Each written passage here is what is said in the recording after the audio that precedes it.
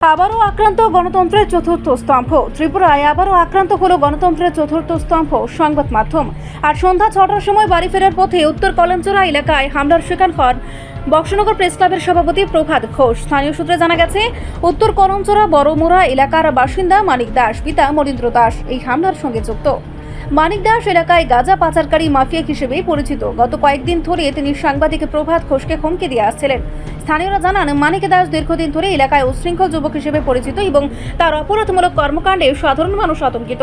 একজন সাংবাদিকের উপর প্রকাশ্যে হামলা শুধু ব্যক্তিগত আক্রমণ নয়, এটি গণতন্ত্রের চতুর্থ স্তম্ভের উপর সরাসরি আঘাত। সংবাদ মাধ্যমের স্বাধীনতা ও নিরাপত্তা প্রশ্নের মুখে পড়েছে। প্রশাসনের ব্যর্থতা ও নজরদারির অভাবেই এমন দুঃসাহসিক ঘটনা ঘটছে বলে অভিযোগ করছে এলাকাবাসীর দাবি, প্রশাসনকে দ্রুত ব্যবস্থা নিতে হবে এবং অপরাধীদের বিরুদ্ধে কঠোর পদক্ষেপ গ্রহণ করতে হবে। সাংবাদিকদের নিরাপত্তা নিশ্চিত না হলে গণতন্ত্রের ভিত্তি দুর্বল হয়ে পড়বে।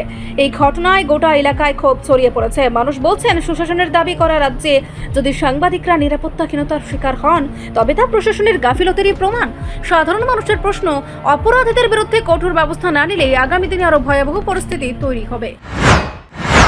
মতো আমি সাংবাদিকতার কাজ সেরে বাড়ি ফেরার পথে সন্ধ্যার সময় উত্তর কলমতলা চৌমুনিতে আনুমানিক 6টা সাড়ে 6টা হবে, বরমুড়া বাসন্তী পূজা উপলক্ষে একদল টিম অর্কেস্ট্রার ব্যান্ড পার্টি বাজিয়ে তারা আনন্দ বাজি ফটকা বাজিয়ে ফেরার পথে আমাকে মন্টু দাস ওরফে আসল নাম হচ্ছে মানিক দাস, বাবার নাম মনীন্দ্র দাস, সে রটের দিয়ে আমাকে 3-4টা বাড়ি দিয়ে মাথা ফাটিয়ে চৌচির করে রক্ত হয়ে দেয়।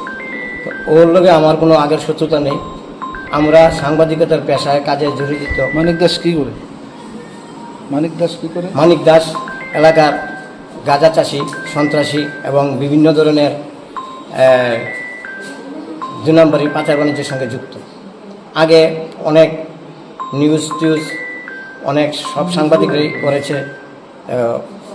সেই সঙ্গে আমরা সাংবাদিকের পেশা যেহেতু জড়িত, আমরা কাজকর্ম করতে বাধ্য।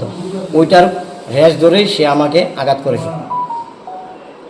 আমি প্রশাসনের দৃষ্টি আকর্ষণ করে বলছি, এরকম দুষ্কৃতিকারী এবং মাদক পাচারকারী, সন্ত্রাসকারী, গাঁজা চাষিরা যেহেতু কঠোর থেকে কঠোরতম শাস্তি প্রদান করে, এই দৃষ্টি আকর্ষণীয় প্রশাসনের নিকট করছি।